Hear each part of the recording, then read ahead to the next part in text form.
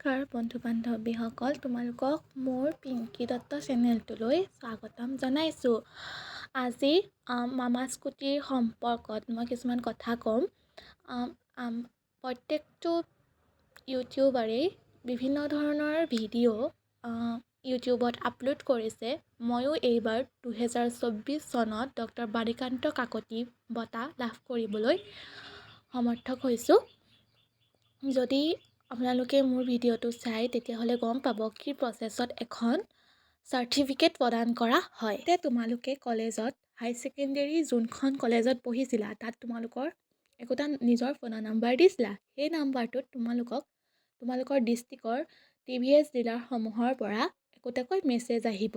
সেই মেছেজটো তোমালোকে পাবা। তেতিয়া সেই মেছেজটো যেতিয়া আহিব তেতিয়া তোমালোকক কিছুমান ডকুমেণ্টৰ কথাও তাত লিখা থাকিব। সেই ডকুমেণ্টখিনি লৈ পেলাই তোমালোকক মাতিব আৰু তোমালোকৰ যোনখন ডিষ্ট্ৰিক্টৰ হয় তেনেকুৱা একোটা PDF পাবা। PDF হিচাপত তোমালোকৰ নাম আহিব। মই পাইছিলোঁ JB কলেজৰ পৰা, যোৰহাট JB কলেজ, আৰু তাত এটা PDF আহিছিলে আৰু 3টা ভাগত আমাক দিছিলে, 17 তাৰিখ, 18 তাৰিখ, 18 ডিচেম্বৰ আৰু 19 ডিচেম্বৰ। মই পঢ়িছিলোঁ 19 ডিচেম্বৰৰ দিনা। 19 ডিচেম্বৰৰ দিনা মই গৈছিলোঁ JB কলেজলৈ। প্ৰথম সোমাই যোৱাৰ পাছতে তোমাৰ 3টা ভাগত ভাগ কৰিছিলে আৰু আমাক সেই 3টা ভাগৰ হিচাপতে একোখনকৈ চাৰ্টিফিকেট প্ৰদান কৰা হৈছিলে। যিখিনি লাগতীয়াল ডকুমেণ্ট সেইখিনি আমাক লৈছিলে।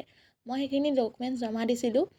জমা দিয়াৰ পাছতে মোক এখন চাৰ্টিফিকেট প্ৰদান কৰা হৈছিলে। আৰু তোমালোকে ৰিয়েলখিনিও নিবা আৰু লগতে জেৰক্স কপিও লৈ যাবা। তাৰ দুটা নিবা, কাৰণ এটা ডিলাৰটোৰ প্ৰয়োজন। মই সেই একেদিনাই গৈ পেলাই TVS ডিলাৰত গৈ মোৰ যিখিনি লাগতীয়াল ডকুমেণ্ট সেইখিনিৰ লগতে এখন তেওঁলোকে ফৰ্ম দিছিলে, যিখন ফিল আপ কৰি পেলাই মই তাত জমা দি থৈ গুচি আহিছিলোঁ।